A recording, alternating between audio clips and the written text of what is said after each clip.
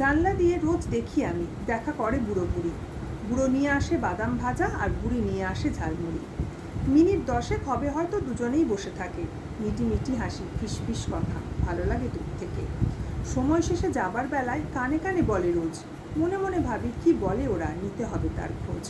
সাহস করে এগিয়ে এসে শুধাই দাদুকে শেষে, কি রোজ কথা বলে ঠাকুমা তোমার কানে কানে বসে বসে?